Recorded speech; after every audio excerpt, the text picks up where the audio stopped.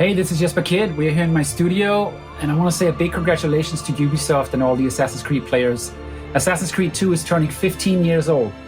This is truly amazing how this game has been kept alive for all these years. And Ezio Auditore de Firenze is still one of the favorite characters I've worked with. Again, congratulations. I have here a little music clip I dug out of the archives. This is a piece from Dream of Venice, which was one of the first cues I wrote for the game. And this is where I felt there was definitely some discovery in this cue as far as what the music style was going to entail. And you might recognize this.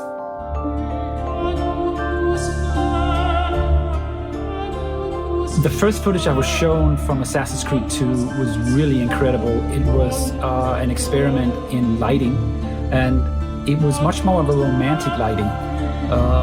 And I remember thinking this music will have to be really atmospheric. The team didn't want a period-specific score. We explored the Renaissance, but it needs to have that animus filter on top of it, so the electronic elements were also very important.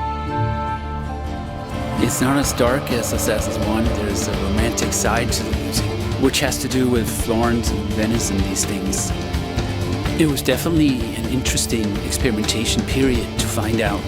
We have a game in the 15th century. How can we make that musically interesting? We wanted something that was a little bit more modern. Ezio as a character was a really kind of a flamboyant character who lived his life in full. And this is very different from Assassin's Creed 1. So that also needed to be reflected in the music. And that definitely was, it needed to be a really lively score, full of spirit and full of life, reflecting perfectly what Ezio goes through.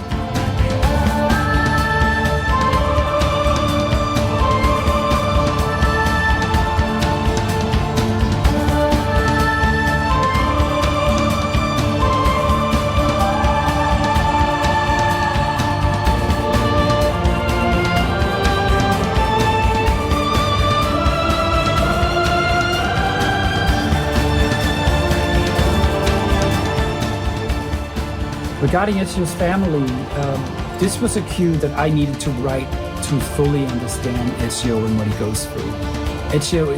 His story is so important for the game, and I needed to fully understand his sacrifice and his loss. It is a good life we lead, brother. The best. May it never change. And may it never change us. It needed a tragic cue for us to understand Ezio. It tells about the story of what assassins has to sacrifice to be an assassin.